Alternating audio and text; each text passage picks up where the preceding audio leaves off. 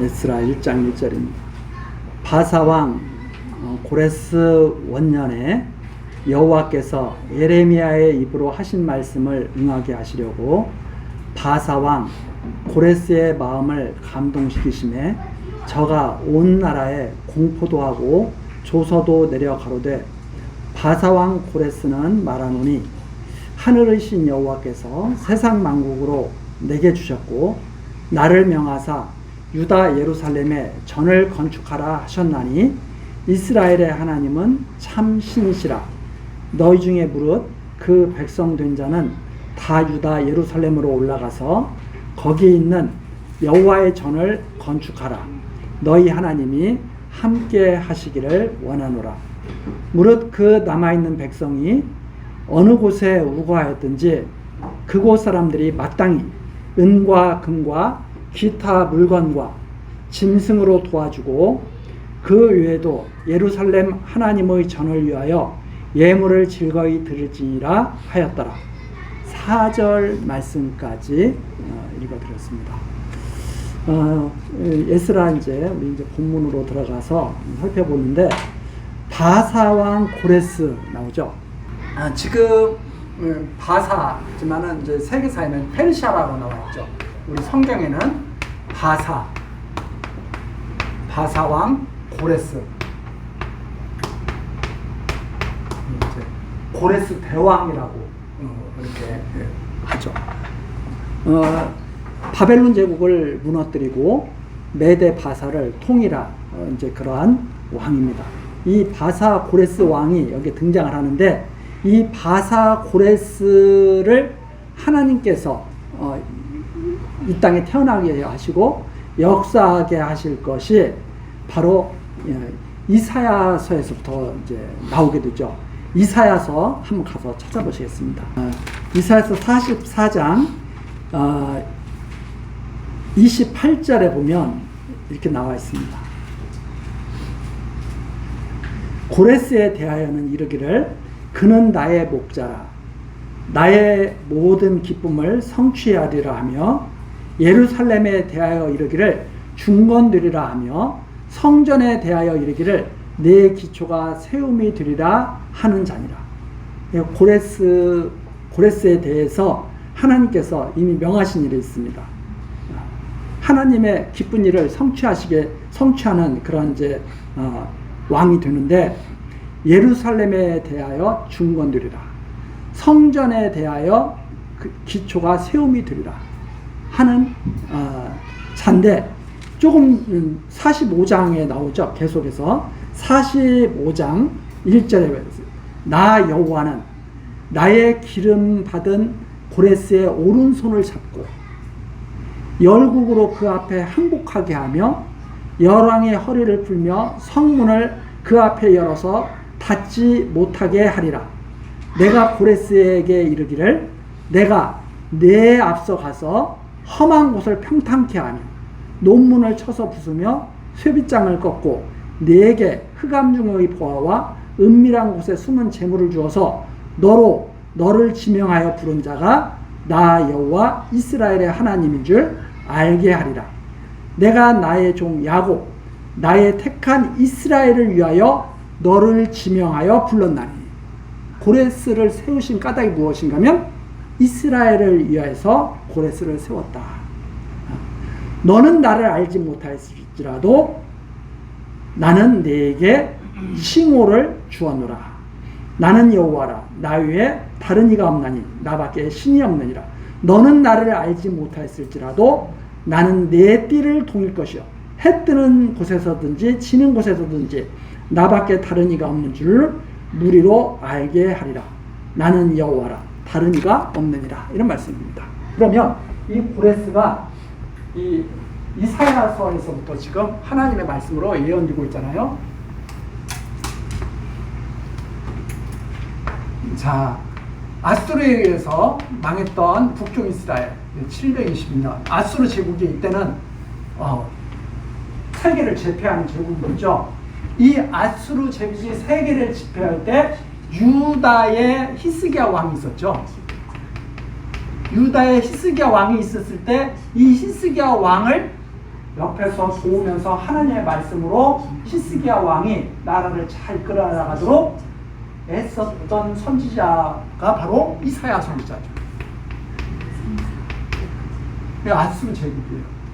이때 이사야 선지자를 통해서 선포하신 말씀이 고레스를 내가 이미 지명하여 불렀는데 고레스가 할 일이 있어요.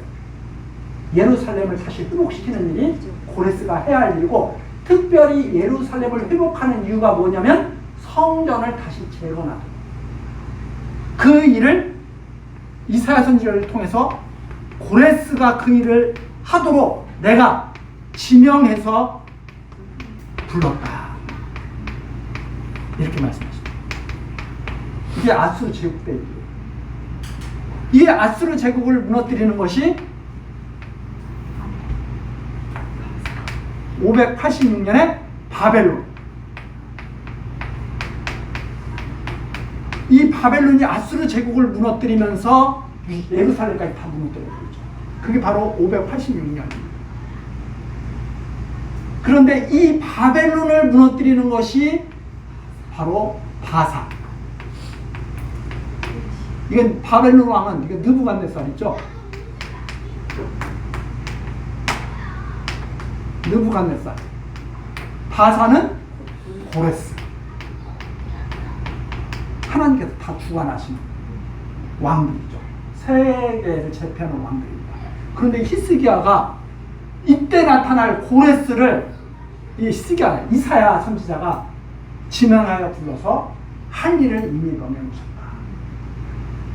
약 586년이고 이 기간을 대략적으로 쉽게 기억하기 위해서 대략 한 50여 년 전 지명해서 이미 우리 하나님께서 이렇게 말씀하시는 것이 가끔가다 군데 나오죠. 여로보암 때는 누구를 세워놓으셨다고 이미 말씀하셨어요? 요시야 왕을 세워놨다고. 바로 히스기야 주에 나온 요시야 왕을 세워놨다고 말씀하시죠. 여로보암. 그런데 이제 사람들은 그렇게 생각하죠. 군데 이것이 나와 있으니까 이 사람들만 그렇게 세워놓는 줄 알아요. 근데 그게 아니라 모든 피조물을 하나님이 다 이렇게 정해서 주관하신다 하는 것을 가끔가다가 한 번씩 보여주시는 거예요. 확실하게. 그런데 이제 이런 거 가지고 많은 사람들이 그러는 거예요. 고레스에 대해서 말을 해서 그러면 이사야 선지자 뒷부분은 고레스 이후에 쓰여졌겠네. 이런 식으로 이제 자꾸 그러면 요시야 왕도 그렇게 또 증거를 해야 될 거 아니에요. 그건 또 증거를 못해. 앞에 나와 있는 모든 것들을 다 그렇게 해야 되는데 하나 딱 가지고 그래서 제1이사야서, 제2이사야서, 제3이사야서 뭐 이런 식으로 자꾸 말을 해서 사람들로 하여금 많은 헷갈림, 의혹을 갖도록 하는 거죠. 물론 그 학자들이 맞는 부분이 있을 수가 있습니다. 그러나 진리라고 하는 것은 전체를 통해서 다 이게 이해가 돼야 돼요. 자, 지금 고레스 왕이 명합니다. 고레스 왕이 명하는데 이 고레스 왕이 바벨론을 무너뜨리고 유화 정책을 쓰거든요. 그 정치적으로 말하면 유화 정책을 써요. 그래서 예루살렘으로 유다 백성만 돌아가라고 말하는 것이 아닙니다. 사실은 이제 세계 역사에서 보면 다른 민족들에게도 이렇게 돌아가라고 말을 해요. 그 역사를, 이 모든 역사를 일반 역사라고 우리가 말을 하는 거죠. 그러나 성경에 나타나 있는 이 역사는 하나님께서 그 모든 지금 이 우주 만물을 다스리는 하나님께서 특별히 이스라엘을 택해서 보여주시는 거죠. 특별히 보여주시는 거죠. 그래서 이걸 우리는 이제 신학적으로 특별 계시다, 일반 계시다 그러는데 하나님께서 이 이스라엘 역사를 통해서 보여주시는 것이 온 우주적인 하나님의 역사 섭리를 담고 있다는 것을 알게 하신 거죠. 이 모든 우주가 하나님의 손에 다 있는데 왜 이걸 보여주느냐? 나중에 그리스도가 모든 우주의 주인이 되실 것, 이것을 갖다가 알게 하시는 거죠, 사실은. 그래서 우리 이 지구상에서 나타나는 역사잖아요. 지구상에서. 그러면 이 엄청난 우주, 이 엄청난 우주는 뭐예요? 지구상에서의 일을 말씀하시는 거예요. 모든 우주를 다 포함하고 있는 말씀입니다. 근데 우리들이 생각할 때는 마치 이스라엘의 한 역사, 또 좀 크게 생각하면 지구의 한 역사, 뭐 이렇게 생각하지만 사실은 온 우주에 대한 하나님의 섭리가 다 드러나요. 이 온 우주에 가득 찬 하나님의 영광과 그분의 사랑과 은혜와 이런 것들이 여기에 다 사실은 압축되어 있다. 그래서 우리 사람도 이렇게 생각하죠. 나의 삶이, 사람들은 그렇게 생각해요. 나는 톱니바퀴인가? 막 엄청난 기계가, 톱니바퀴들이 막 연결해서 막 돌아가고 있는데 나는 그 중에 부품 중에 하나인가? 공허해지죠. 뭐 톱니바퀴 하나가 빠지면 뭐 변화되는 게 있나? 그렇게 생각하는 것과 나의 삶이 이 모든 우주를 함축하고 있다고 생각하는 것과는 엄청난 느낌의 차이가 있죠. 우리의 삶을 우리가 소중히 여겨야 되는 이유입니다. 우리의 삶 자체는 하나님의 모든 섭리가 녹아있는 삶이에요. 근데 우리의 삶을 갖다가 우습게 여기면 안 된다, 이 말입니다. 사람들이 요즘에 너무나 악해지니까 생명해하는 것을 우습게 알고 뭐 뉴스에 보면 끔찍한 일들이 많이 나잖아요. 얼마나 악한 세상에서 우리가 살고 있는지. 이 하나님이 지으신 피조물들을 정말 우습게 여기는 거죠. 압제자들이 왜 악한 사람들이냐?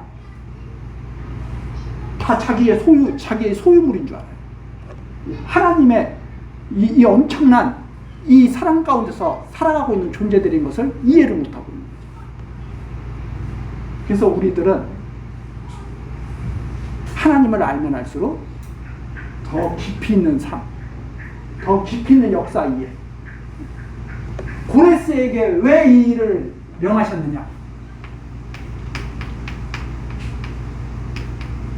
이스라엘을 위하여.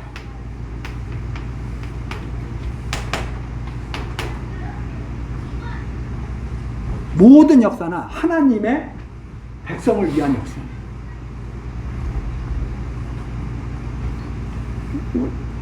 지금 이사야서에서 그렇게 말하잖아요. 이스라엘을 위해서, 하나님의 백성을 위해서 이 역사를 섭리해 가시는 거죠. 자, 그 고레스가 때가 됐습니다. 이게 예레미야 선지자가, 이때 망할 때 예레미야 선지자가 나오지 않습니까? 이 예레미야 선지자가 70년이 차면 내가 너희를 권고해서 나오게 하리라 하고 말씀하셨잖아요. 이 70년을 원해서 사는 게 아니잖아요. 제가 계속 말씀드리지만 이스라엘 역사를 바르게 이해한다고 하는 것은 자기의 삶을 바르게 이해하는 것과 방불하게 되죠. 자, 생각해 보십시오. 자, 출애굽할 때 몇 년 걸려요? 400년 걸리고 광야사를 몇 년 해야 돼요? 40년 해야 되죠. 이스라엘이 애굽에서 400년 종살이 해야 됩니다. 나와서 40년 광야 생활을 해야 됩니다. 이스라엘이 원한 것이 아니었죠. 제가 광야길을 말씀드릴 때마다 광야길은 정말 어려운 길이에요. 이 광야길 40년 광야길을 이 40년이라 그러면 그냥 일생 사는 거예요. 그냥 우리가 40년이라 그러면은 그냥 우리 한 세대가 지나가는 거예요. 그렇잖아요. 40년이면. 근데 가만히 보십시오. 어떤 삶을 사는지. 오아시스만 있으면 좋겠죠. 오아시스에 딱 당도했어요. 구름기둥과 불기둥이 딱 멈춥니다. 그러면 사람들이 만세 부르겠죠. 야, 살만하다. 천막을 치고 좋아하면서 박수치면서 이제 좀 살만하다 마음을 턱 놓고 있는데 갑자기 구름기둥과 불기둥이 떠요. 그럼 어떻게 해야 돼요? 짐 싸야 돼. 내가 원하는 삶을 살아요? 아니면 하나님께서 인도하시는 길을 따라가요?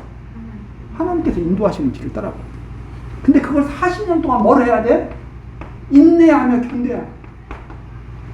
그러면 어디에 들어가요? 가나안에 들어가요.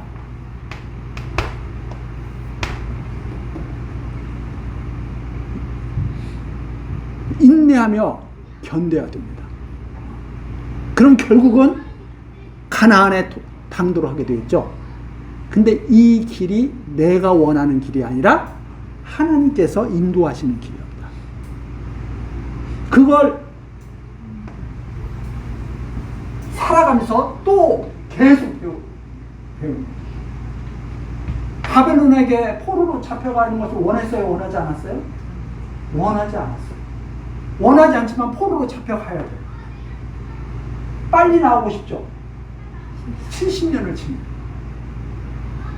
견뎌내야 돼. 70년. 그러면 누가 포로에서 돌아오게 하시느냐? 하나님께서 포로에게 돌아오게 하시는데 그때 쓰는 인물이 고레스. 미리 지명했어요. 왜 이렇게 역사하시느냐? 누구의 뜻대로 이루어지는 역사예요? 하나님의 뜻대로 이루어져요. 이 속에서 살아가는 삶, 모든 삶의 삶도 누구의 뜻대로 사라지는 삶이에요? 하나님. 한 생각해보세요. 여기 있으면 다 노예로 살아야죠. 어떻게? 여기에 이 40년 광야 생활로 다 그야말로 울며 웃으며 그러면서 막 살아야 되죠. 근데 이 40년에서 확실하게 또 보여주는 것이 무엇인가 하면 몇 때는 또 만나를 주셔요. 만나와 외출을 나눠주시는데 꼭 어떤 것만 주시냐면 하루치만 주세요. 꼭 하루치만 주세요. 이틀치 주는 날은 안식일 있을 때 그때는 이틀을 주셔요. 이스라엘 백성에게 인내하면서 그거 배우게 하십니다. 하나님의 은혜로 하루하루 사는 것이 복된 일이라고 하는 것을 이해시킵니다. 그걸 계속 하시면서 마지막에는 이 율법으로 가나안 땅에 들어가서 바로 언약하게 하시잖아요. 그 이유가 뭐냐? 하나님의 은혜로 사는 것이지 사람의 뜻으로 사는 것이 아니다. 많은 사람들이 자꾸 자기 뜻을 갖다가 내세우려고 애를 씁니다. 근데 우리는 그런 세상의 시끄러운 소리를 계속 들으면서 하나님의 말씀은 아주 짧은 시간에 딱 듣죠. 근데 그러면서 이 세상을 우리가 견뎌나가는 거예요. 그 짧은 시간에 들려주시는 하나님의 말씀으로 그 음성의 능력이 대단하다. 하나님의 말씀의 능력이 대단하다. 이 역사를 이해를 하도록 만드시는 거죠. 자, 그래서 지금 시작합니다.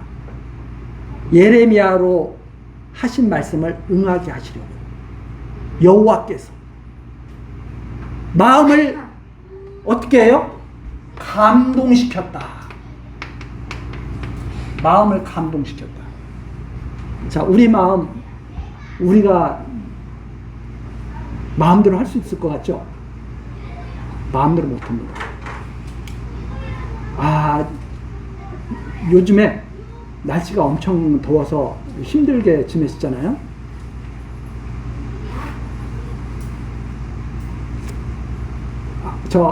하드를 하나 먹고 싶어.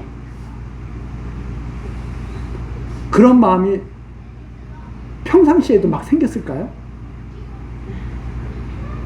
요즘 들으면 그런 마음이 생길 수가 있습니다.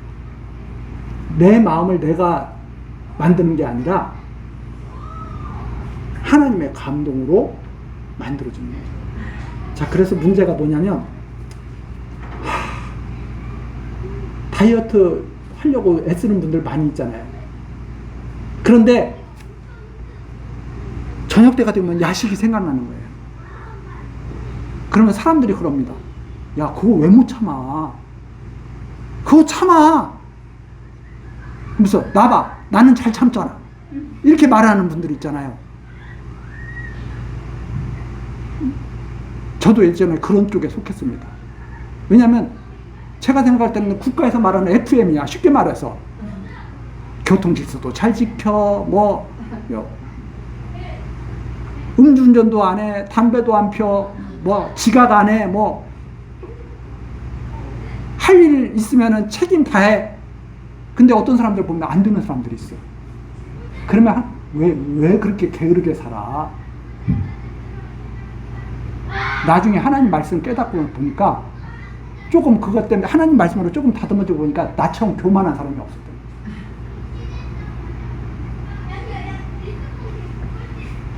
마음이 나 다이어트 하고 싶어. 근데 먹을 것이 생각나. 먹어야지 어떡해. 근데 그걸 왜 못 참느냐고 그러면 제가 그러는 분들 앞에 너는 다 잘 참아? 하고 물어보고 그 사람이 못 참는 게 또 있거든. 그 사람은 뭘 못 참느냐? 다른 사람이 못 참는 걸 못 참는 거야. 다른 사람 꼴을 못 봐주는 거야. 못 참는 거야. 그거 또.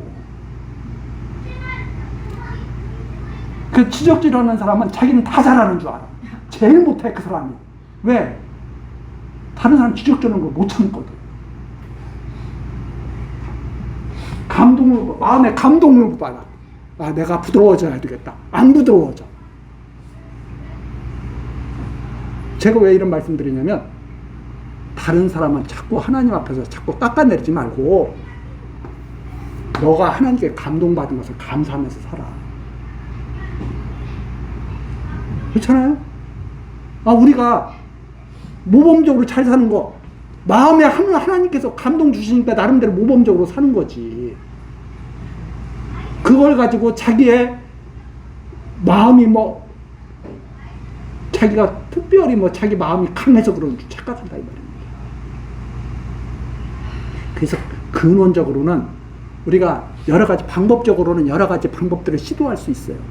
그러나 가장 근원적인 것은 뭐냐면 하나님을 아는 데서부터 시작해요. 마음에 감동이 없으면 아무것도 안 돼. 내가 부지런하고 싶어도 마음에 감동이 없으면 게으르게 살 수밖에 없어. 아니, 누가 고레스가 마음의 감동을 받아서 이런 큰일을 할 줄 누가 알겠어요. 그래서 우리들이 하나님을 알고 마음의 감동을 받으면 비로소 다른 사람을 사랑할 수도 있는 것이다. 이렇게 저는 이해를 합니다. 가장 근원이 뭐냐면 여호와 하나님을 아는 데서 시작돼요.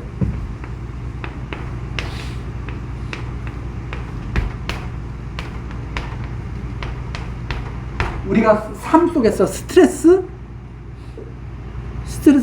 왜 받느냐?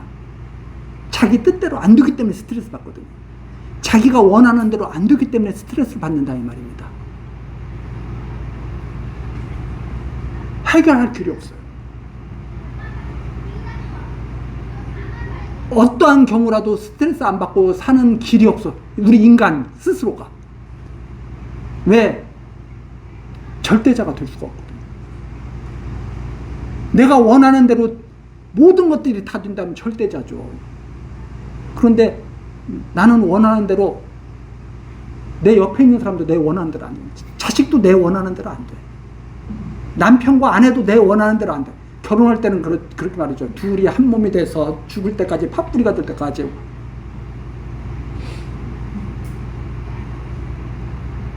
원하는 대로 안 돼. 엄청난 스트레스예요. 가장 믿었던 사람이 안 되니까. 사람들이 가족들한테 스트레스 많이 받는 이유가 그거예요. 가장 믿었던 사람인데 내 마음대로 안 되거든. 그럼 누구 마음대로 되느냐? 이걸 하나님의 뜻대로 된다고 하는 것을 인정하는 것을 배우는 거예요. 그래야 내 마음대로 안 되는 것을 당연하게 여겨야 돼. 그래야 스트레스를 안 받는 거예요.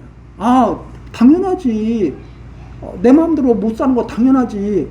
하나님의 뜻대로 사는 거지. 당연하지. 그래서 모든 삶을 당연하게 받아들일 때 스트레스가 없다 이 말입니다. 이게 시작이에요. 그래서 가장 근원이 하나님을 인정하는 데서부터 삶의 방향이 올바르게 정립되기 시작해요. 하나씩 하나씩. 우리가 모든 것이 그렇습니다. 지금 막 세계에서 전쟁 막 일어나고 난리가 나죠. 그러면 우리는 능력도 없으면서 그럽니다. 아, 저 미친 지도자 때문에 세계가 힘들고 우리가 힘들어 죽겠네. 스트레스예요. 그냥 당연하게 여겨야 돼. 왜? 하나님께서 아수로 세워가지고 세계를 다 짓밟게 하면 짓밟혀야지 어떻게? 바빌론 세워가지고 다 짓밟게 하면 짓밟혀야지 어떻게?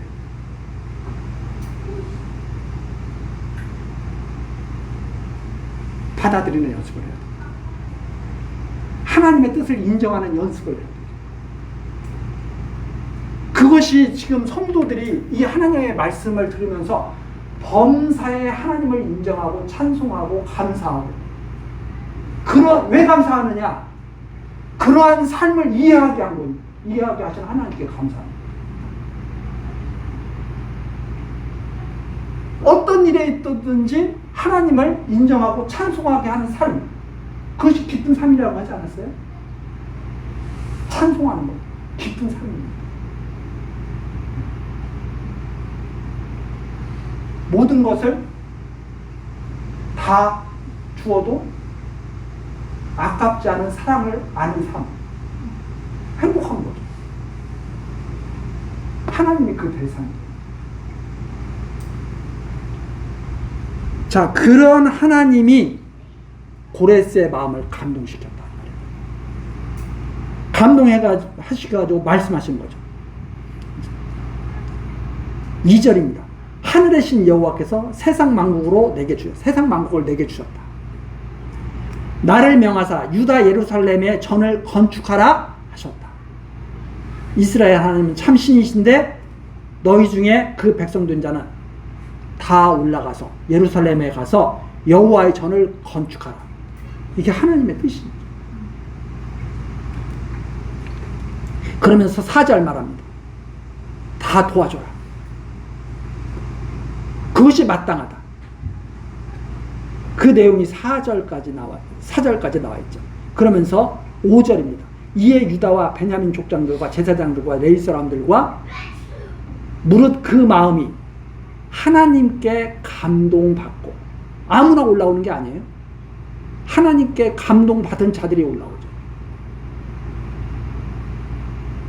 왜 그런가 하면 모세 때 성막 지을 때도 하나님께 감동받은 사람들이 성막 지었거든요. 처음부터 이 모세 때 성막 지을 때 하나님께 감동받은 사람, 부살렐과 오홀리압인가? 그리고 지혜로운 마음을 받은 사람들이 성막 짓는 일에 다 참여하거든요. 아무나 성전 짓는 일에 참여하게 되는 것이 아니죠.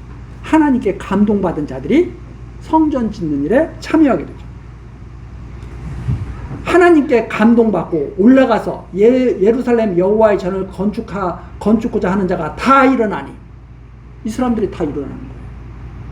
그 사면 사람들이 은그릇과 황금과 기타 물건과 진승과 보물로 돕고 그 외에도 예물을 즐거이 드렸더라. 고레스 왕이 또 여호와의 전 기명을 꺼내니 옛적에 느부갓네살이 예루살렘에서 옮겨다가 자기 신들의 당에 두었던 것이다. 이 느부갓네살이, 야, 우리가 예루살렘 무너뜨리고 성전 무너뜨리고 우리가 최고예요. 했던 게 이 느부갓네살이죠. 나중에 짐승 같은 삶을 하나님께서 살도록 하시죠. 왜? 누가 이 세상의 주인지를 알도. 그 느부갓네살이 빼앗아 갔던 거예요. 자기 신들에 당해 두었던 것이다. 8절입니다. 바사왕 고레스가 고지기는 지금식으로 말하자면 창고, 재정을 맡은 사람이죠. 재무부 장관 뭐 이런 정도 되는 사람. 그래서 고지기 미드로닷을 명하여 그 그릇을 꺼내어 계수하여 유다 목백 세스바살에게 붙이니. 자, 누구에게 붙였다고 그러냐면 세스바살이라는 사람이 나옵니다. 이 세스바살이라는 사람에게 붙였다. 이 사람이 방백이다, 지도자다 이 말이죠. 유다 목백 세스바살에게 붙이니 그 수요는 금반이 30이요 은반이 1천이요 칼이 99요 금대접이 30이요 그보다 차한, 즉 그보다 약간 모자란, 그렇죠? 2등급 은대접이 400열이요 기타 기명이 1천이니 금, 은 기명의 도합이 5,400이라. 사로잡힌 자를 바벨론에서 예루살렘으로 데리고 올 때에 세스바살이 그 기명들을 다 가지고 왔더라. 근데 이 세스바살이라는 이 분과 이제 학자들이 생각할 때 스룹바벨이라고 하는 이 분과의 관계예요.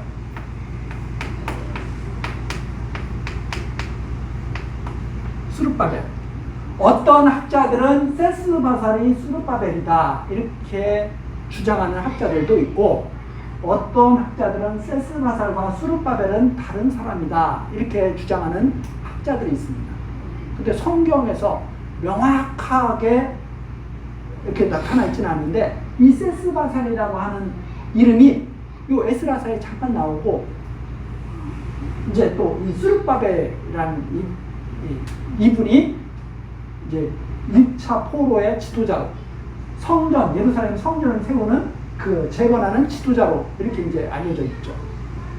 그래서 이거에 대한 논쟁들이 있는데, 어떤 분은 이건 아마 바벨론식 이름이야, 이 스룹바벨은 이 히브리식 이름이야 해가지고 이렇게 생각하면서 이렇게 동일 인물이라고 주장하는 분도 있고, 그렇지만 명확하진 않습니다.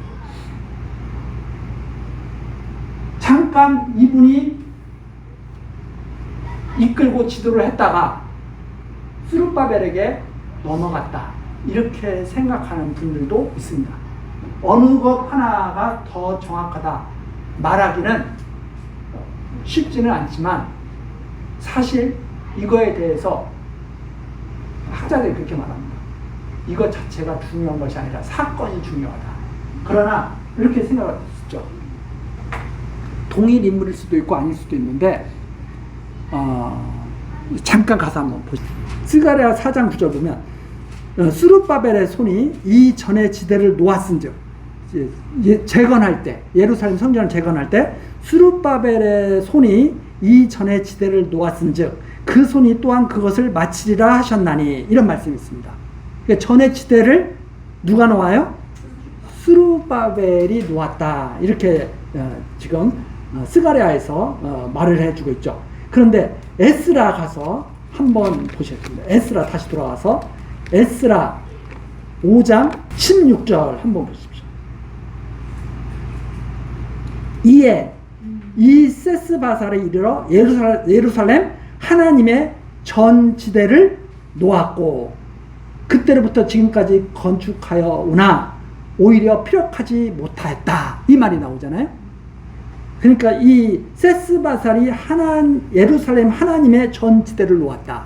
아까 스가랴서에 보니까 스룹바벨이 전지대를 놓았다 이런 말이 이렇게 기록되어 있는 것으로 봐서 동일 인물일 수도 있다. 그렇지만 명확하게 전지대를 놓는 일에 잠깐 참여를 하고 스룹바벨에게 넘어갔을 수도 있다 이렇게 생각하는 것이 있다. 그런 정도로 이해를 하시면 괜찮을 것 같습니다. 그런데 이제 우리가 그런 거 있잖아요. 사도 바울이 다메섹 도상에서 예수님의 부르심을 딱 받습니다. 그런데 눈이 안 보이게 됐어요. 사도 바울이 일할 수 있도록 눈을 열어주는 역할을 하는 분이 있죠. 사도 바울에게 아나니아인가요? 찾아가. 그래서 미리 또 아나니아에게 말씀하시죠. 오면은 안수해 기도해줘. 기도 안수를 받고 나니까 눈이 싹 다시 보이게 되는, 잠깐 지나가는 그런 분들이 있듯이, 만일 다른 분이라면 세스바살도 그런 일을 하셨을 것이다. 이렇게 잠깐 스룹바벨이 지도자로 나타나기 전에 잠깐 그 일을 맡아서 하셨을 수도 있다. 이런 정도로 우리가 이해를 하면 될 것 같습니다. 근데 이런 것들을 제가 왜 말씀드리냐면, 다르다고 자꾸 말을 하는, 여기는 세스바살인데 왜 저기는 스룹바벨이냐. 이름이 다를 수도 있고, 다른 인물이더라도 잠깐 일을 맡았다가 스룹바벨로 바뀌었을 수도 있다. 이렇게 이해를 하시면 좋을 것 같습니다. 자, 그래서 이 세스바살이 일단은 예루살렘에서 시작할 수 있도록 처음 그 일을 여는 분이 바로 이 세스바살이었다. 자, 그렇게 이해를 하고, 그 다음에 이제 2장으로 넘어가죠. 2장, 옛적에 바벨론 왕 느부갓네살에게 사로잡혀 바벨론으로 갔던 자의 자손 중에서 노임을 받고예요.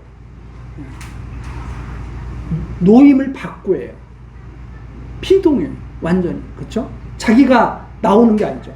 예루살렘과 유다도로 돌아와 각기 본성에 이른 자. 여기서 2절 곧 스룹바벨과 이렇게 나오잖아요.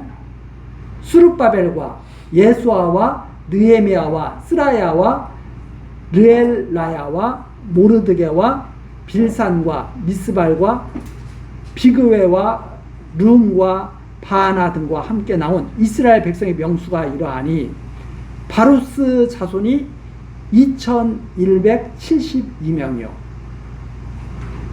스바데아 자손이 372명이요 아라 자손이 775명이요 바핫 모압 자손 곧 예수아와 요압 자손이 2812명이요 엘람 자손이 1254명이요 삿두 자손이 945명이요 삭게 자손이 760명이요 바니 자손이 642명이요 부베 자손이 623명이요 아스가 자손이 1222명이요 아도니감 자손이 666명이요 비그의 자손이 2056명이요 아딘 자손이 454명이요 아델 자손 곧 히스기야 자손이 98명이요 베세 자손이 323명이요 요라 자손이 112명이요 하숨 자손이 223명이요 깃발 자손이 95명이요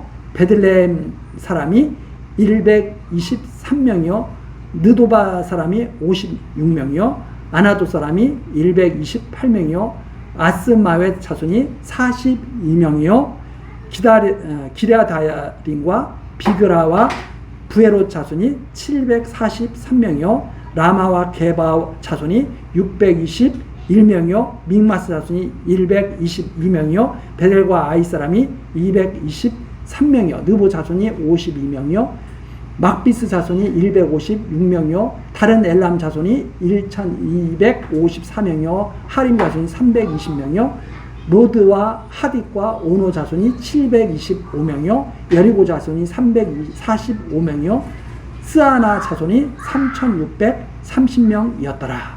자, 여기까지 자손별로 나오기도 하고 지역별로 나오기도 합니다. 근데 왜 이렇게 밝혀졌느냐? 이 사람들이 바로 하나님의 감동을 받은 숫자죠. 하나님의 감동을 받고 바로 예루살렘으로 돌아오게 되는 백성인데, 아무나 돌아올 수 없고 이렇게 정해진 사람들만이 돌아오게 되었다고 하는 하나님의 그 뜻이 여기에 지금 나타나 있는 거죠. 그래서 지역별로도 그렇고 자손별로도 그렇고 뒤에 지파별로도 그렇고 숫자를 이렇게 명확하게 이렇게 해놓은 것은 하나님의 감동을 받은 수가 인간의 그런 뜻과 상관없이 이렇게 정해진 숫자만이 돌아오게 되었다고 하는 그런 뜻을 여기에 지금 아주 강조해서 잘 드러내고 있다, 이렇게 생각을 하게 됩니다.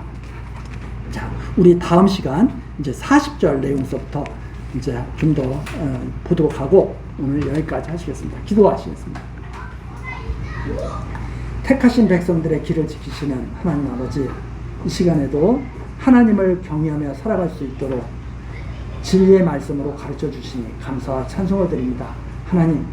하나님께서 우리들을 붙들지 아니하시면 우리 인생들은 본분을 망각하고 헛되고 헛된 삶을 살아가게 됩니다. 우리들의 삶이 허무하게 되지 않도록, 공허한 삶이 되지 않도록 주님 안에 꼭 붙들어 주옵소서. 하나님 앞에서 경건한 삶을 살게 하옵소서. 하나님, 특별히 우리 장로님을 위해서 기도합니다.